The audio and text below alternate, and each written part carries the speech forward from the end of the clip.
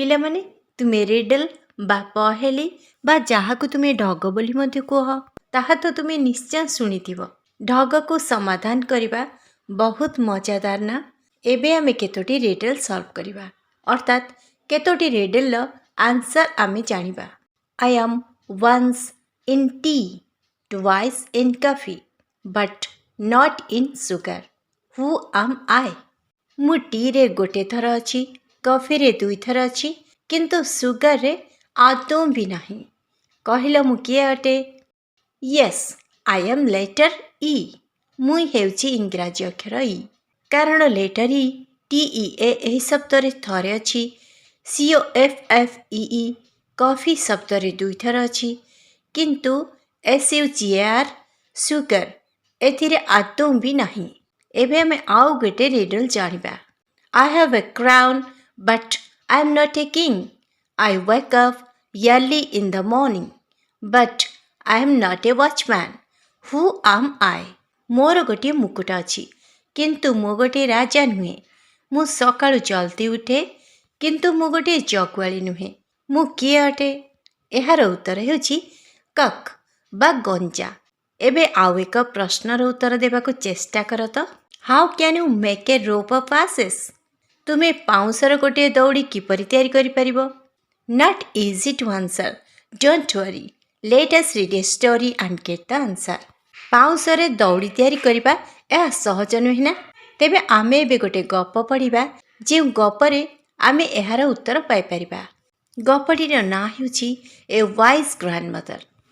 In the good old days in Japan, there lived a young farmer with his old grandmother. Taro, the young farmer, loved his grandmother very much. Like the other farmers in the village, Taro too grew his own rice, wheat, and vegetables and lived in peace and happiness. ଅନେକ ଦିନ ତଳେ Japan ଦେଶରେ ଜଣେ ଯୁବକ କୃଷକ ତାଙ୍କର ବୃଦ୍ଧ ଜେଜେମାଙ୍କ ସହିତ ବାସ କରୁଥିଲେ। ଆଉ ସେହି କୃଷକଙ୍କର ନାମ ଥିଲା ଟାରୋ। ସେ ତାଙ୍କ ଜେଜେମାଙ୍କୁ ବହୁତ ଭଲ ପାଉଥିଲେ। ଗ୍ରାମର ଅନ୍ୟ କୃଷକମାନଙ୍କ ପରି ଟାରୋ ମଧ୍ୟ ନିଜ କ୍ଷେତରେ ଧାନ, ଗହମ, ପରିବା ଆଦି ଫସଲ ଫଳାଇ ତାଙ୍କ ଜେଜେମାଙ୍କ ସହିତ ଶାନ୍ତି ଆଉ ସୁଖରେ ରହୁଥିଲେ। But things don't go the same way always. Once there was no rainfall. A drought came and dried the fields and wells. Slowly, food became scarce. The people feared that within a few days there would be no food at all. କିନ୍ତୁ ସବୁବେଳେ ସମୟ ସମାନ ନଥାଏ। ଥରେ ଜମା ହେଲେ ବର୍ଷା ହେଲା ନାହିଁ। ମରୁଡ଼ି ପଡ଼ିଲା। କ୍ଷେତବାଡ଼ି, କୂଅ ସବୁ କିଛି ଶୁଖିଗଲା। ଧୀରେ ଧୀରେ ଖାଦ୍ୟ ଅଭାବ ଦେଖାଗଲା। ଲୋକମାନେ ଭୟ କରିଗଲେ ଯେ କିଛି ଦିନ ମଧ୍ୟରେ ତାଙ୍କ ପାଖରେ ଆଦୌ କିଛି ହେଲେ ବି ଖାଦ୍ୟ ରହିବ ନାହିଁ। The headman of the village was very much worried.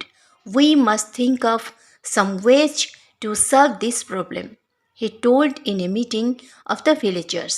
Each one must have some food, said one farmer, but nothing can be grown without water.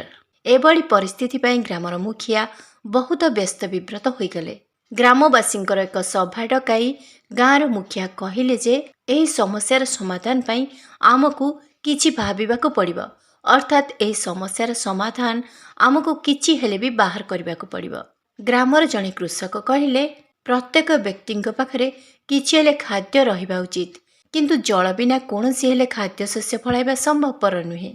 I know now the only solution is to move away from our village to the nearby mountainside.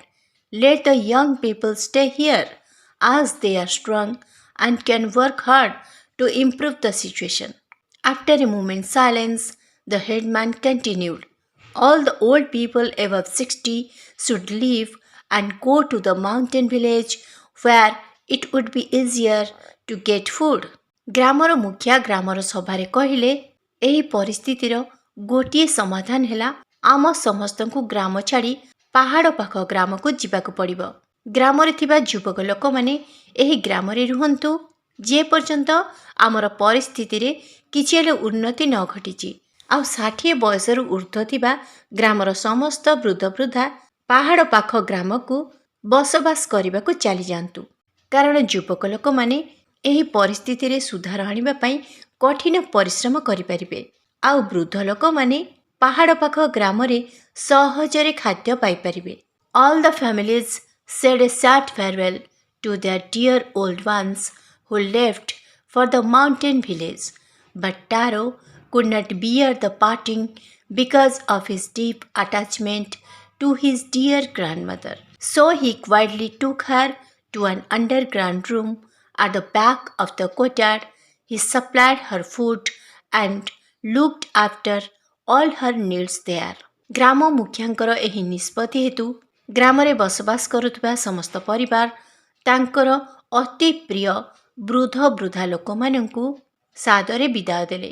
କିନ୍ତୁ taro ତାର ଜେଜେମାଙ୍କଠାରୁ ବିଚ୍ଛେଦ ହେବା ସହ୍ୟ କରିପାରିଲା ନାହିଁ। କାରଣ ତାର ଜେଜେମାଙ୍କ ସହିତ ତାର ଏକ ଘନିଷ୍ଠ ସମ୍ପର୍କ ଥିଲା। ତେଣୁ ଟାରୋ କ'ଣ କଲା ନା ଚୁପଚାପ ତାଙ୍କ ଘର ଅଗଣା ପଛପଟେ ଏକ ଭୂତଳ କୋଠରୀରେ ତାର ଜେଜେମାଙ୍କୁ ରଖିଲା। ଆଉ ସେଠାକୁ ଖାଦ୍ୟ ସହିତ ତା ଜେଜେମାଙ୍କର ସମସ୍ତ ଆବଶ୍ୟକ ଜିନିଷ ସେ ଯତ୍ନ ସହକାରେ ପଠାଇଲା।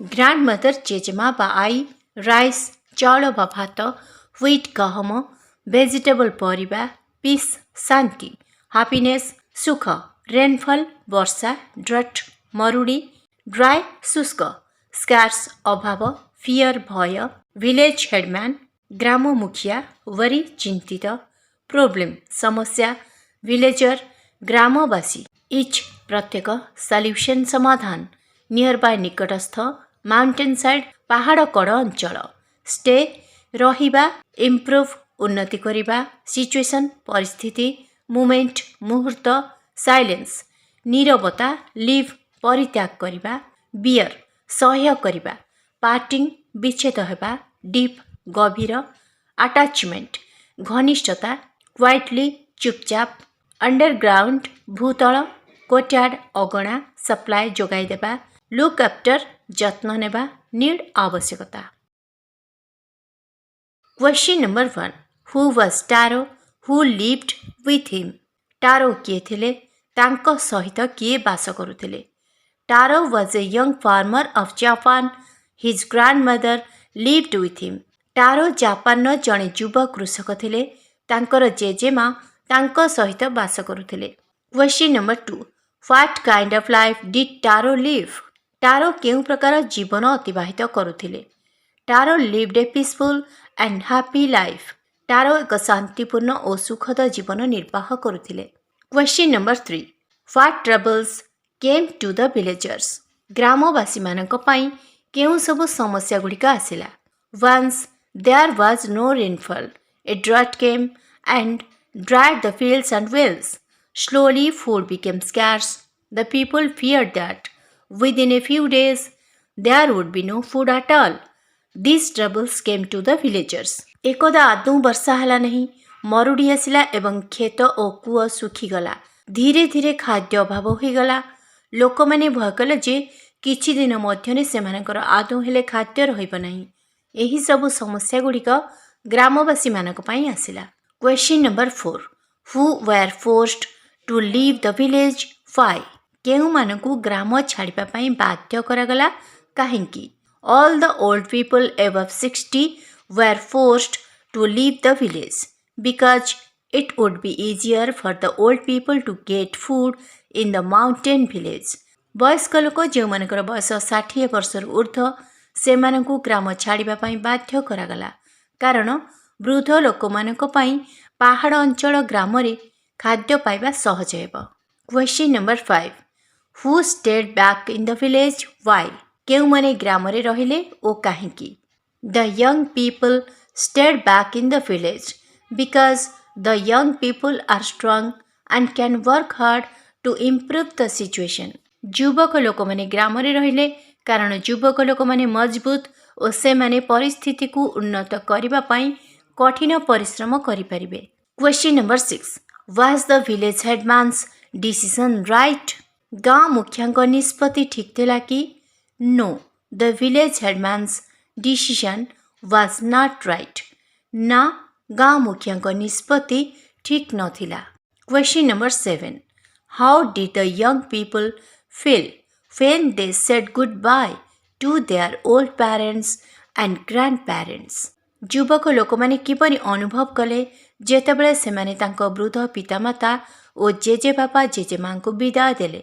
The young people felt sad when they said goodbye to their old parents and grandparents.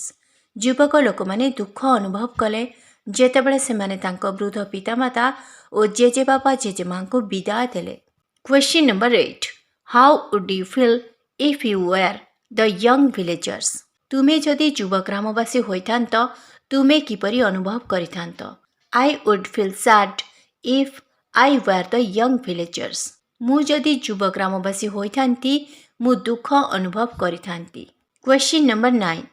Why did Taro not send his grandma with other old people? ଅନ୍ୟ ବୃଦ୍ଧ ଲୋକମାନଙ୍କ ସହିତ ଟାରୋ ତାର ଜେଜେମାଙ୍କୁ କାହିଁକି ପଠାଇଲା ନାହିଁ? Taro could not bear the parting because of the deep attachment to his dear grandmother. So he did not send his grandma with other old people. ଟାରୋର ତା ଜେଜେମାଙ୍କ ସହ ଥିବା ଗଭୀର ଘନିଷ୍ଠତା ହେତୁ ସେ ତା ଜେଜେମାଙ୍କ ଠାରୁ ବିଚ୍ଛେଦ ହେବା କଥା ସହ୍ୟ କରିପାରିଲା ନାହିଁ। ତେଣୁ ଅନ୍ୟ ବୃଦ୍ଧ ଲୋକମାନଙ୍କ ସହିତ ସେ ତାର ଜେଜେମାଙ୍କୁ ପଠାଇଲା ନାହିଁ।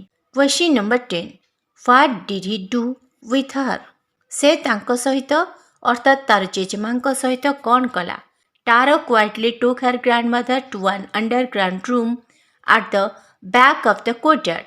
He supplied her food and looked after all her needs there. Taro ଚୁପଚାପ ତାଙ୍କ ଅଗଣା ପଛପଟର ଏକ ଭୂତଳ କୋଠରୀକୁ ତାର ଜେଜେମାଙ୍କୁ ନେଇଗଲା। ସେଠାକୁ ସେ ଖାଦ୍ୟ ଓ ତାଙ୍କ ଜେଜେମାଙ୍କର ଅନ୍ୟ ସମସ୍ତ ଆବଶ୍ୟକ ଜିନିଷ ପଠାଇବାର ଯତ୍ନ କଲା। ଏହାପରେ ଟାରୋ ଆଉ ତା ଜେଜେମାଙ୍କ ସହ କ'ଣ ସବୁ ଘଟିଛି, ଗ୍ରାମବାସୀଙ୍କ ସହ କ'ଣ ସବୁ ଘଟିଛି, ସେସବୁ ବିଷୟରେ ଆମେ ଏ ୱାଇଜ୍ ଗ୍ରାଣ୍ଡମଦର ଲେସନ୍ର SGP-2ରେ ପଢ଼ିବା।